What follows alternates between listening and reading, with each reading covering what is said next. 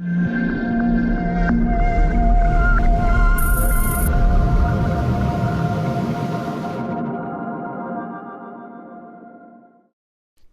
Player free. Get it now from digital.net.au. Thank you, John. And our next speaker up at the plate is Brian Claypool. Brian, you can start getting set up there. He is currently the Senior Director of Strategic Business Development for Barco's Entertainment Division and located in Kuhn, Belgium. Brian has over 25 years of experience in the broadcast and cinema entertainment industry, originally working as a projectionist at his local movie house starting at the age of 16. Prior to joining Barco, Brian held positions in the broadcasting industry ranging from program director to primetime news director, and in the cinema industry working for Lucasfilm, THX Division, and Christie Digital. Most recently, he was a senior product manager at Christie Digital, where he was responsible for leading the technical product offerings focused on digital cinema technologies, and he wrote numerous technical briefs and white papers on that topic. Brian attended Ohio University, where he majored in engineering with a minor in music performance, and he is an active member of SMPTE, the BKSTS, the European Digital Cinema Forum, and the ISDCF. Please welcome Brian Claypool. Thank you very much, Peter. And of course, thank you for coming out this morning on the last day of a very busy week. We do get a lot of questions. The first questions about Barco and our entry into immersive sound is why did Barco get into the business of immersive sound? And this started back about 10 years ago. In 2010, we did a survey as the digital transition was well underway about what else can we do to improve that cinematic experience, to make it special. Barco's not a consumer company, we're business to business, we're invested in the cinema model. And the biggest subject matter that came back is, well, we see the DCI spec has 16 channels for audio. What can we do in the business of sound to enhance the sound experience at cinema? So we had a group of requirements we put together in a response to that survey, and Oral 11.1 was our response to the exhibitors that asked what else could we do to satisfy the ongoing demanding performance requirements from the audience on sound. So the processor is fairly simple. It's a 16-channel input, 24-channel output processor, and it has all the capabilities to do the oral decoding of content as well as upmixing for alternative content inside of it. We needed to make sure that the system was cost-effective, knowing that we only have so much room in our business models to be able to invest into that experience. It's got to be cost effective. So we didn't want to go too overboard with the cost of implementing the systems. Now, if we look at how Oro is implemented in the system, you've seen the diagrams. Well, what's unique to ours is this middle layer of height. The 5.1 aspect of the room, we believe, really needs to stay the same. Some systems do demand that you have bigger performing surround speakers, but to control cost but still get the premium experience, we want to keep that 5.1, 7.1 system installed as it is. As soon as you start making changes, the costs of implementation start to go up dramatically. So we do put a mezzanine layer of height above that existing 5.1, and of course an overhead channel. In nature, you hear a lot of rich reflections from around us at about 30, 45 degrees up, but overhead effects are usually airplanes, bird flyovers. There's not a lot of natural ambience that happens in nature from above our heads, so it's more or less an effect channel that we've implemented in our system. Now, it has gone fairly fast. With the first film being released in immersive sound being Red Tails, it kind of started everybody on a journey. And about a year after that, we started seeing, as Jerry indicated earlier, the response from NATO, UNIC, and DCI to have some fundamental requirements put in place so these systems could be interoperable with each other, and that content creators didn't have to do this aspect of producing multiple formats and multiple masters for all of the systems.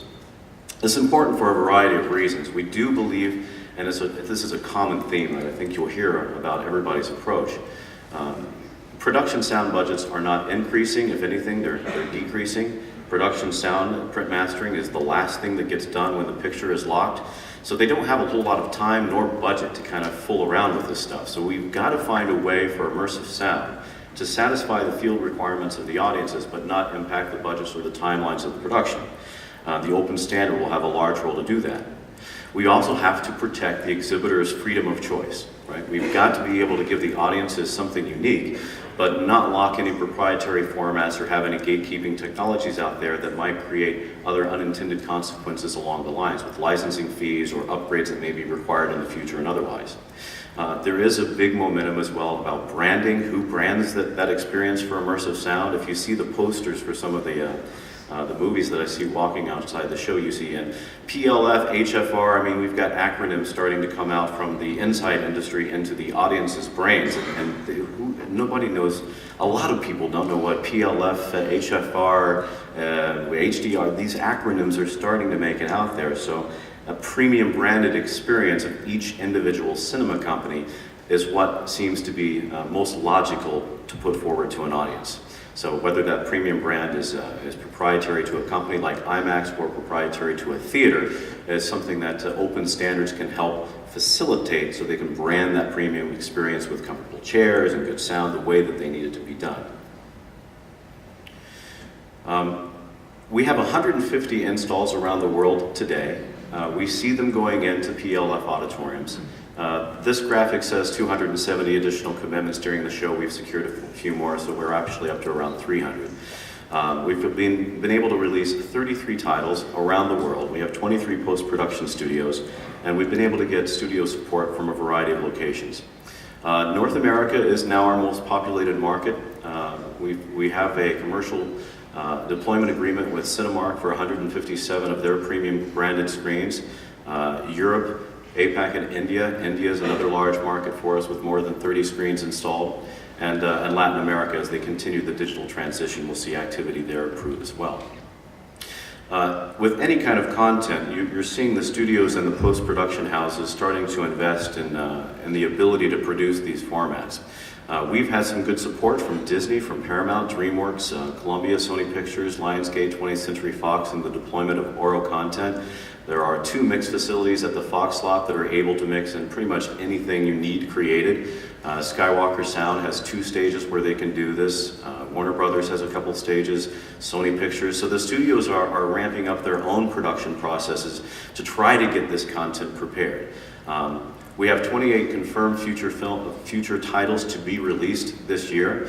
Last year was kind of our big step in the right direction. So we had Turbo, some other large movies, and a lot of regional movies as well to try to satisfy the demands of not just Hollywood productions, but also local content from China as well as Korea. This year we've released I, Frankenstein, Mr. Peabody and Sherman. We have Home coming out in December. Our next film is a title called Oculus coming out on April 11th. But we also have some major titles over the summer, including Expendables 3, The Amazing Spider-Man 2, Transformers 4, and How to Train Your Dragon 2. So in the first question of addressing the business model of an exhibitor, you do have to have content, and we realize that, and we have to invest in being able to allow the content to be created for a relatively low amount of screens that are currently deployed in the world. As the open standard gets finished and evolves, the question about what format has what title is going to go away, and that single inventory distribution for immersive sound will satisfy the various equipment solutions that are out there on the market. And at that point in time, that's probably when we'll see a larger deployment of these screens take place around the world. If you're not familiar with exactly how our system is laid out, you've seen some of the diagrams earlier, but if you imagine the green layer is the 5.1, we do add that mezzanine of height, and we add the overhead channel. So that, in essence, is an 11.1 system. And we encode those height channels into a standard 5.1 track so that when the film is distributed in our format, there's no special KDMs, no special DCPs. If the site has a decoder, it automatically plays 11.1. If not, 5.1 is all that's played back into the auditorium. Now, when the open standard evolves, our path to upgrading to these objects and placing objects around the room are to keep the 6 screen channels the same with 6 screen channels. But rather than do individual powered speakers to one amplifier, we plan on putting zones, kind of an approach of zones around the room.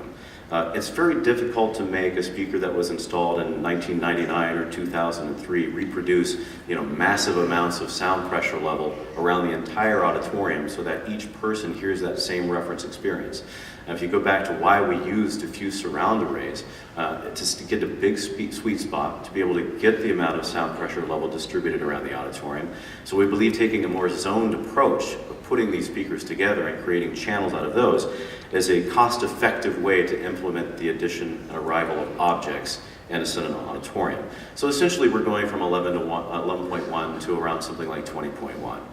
That will depend slightly on the configuration of the auditorium, but that's essentially the future and the evolution of progress that Barco plans to expand upon as the standards and the arrival of these components make it to the market.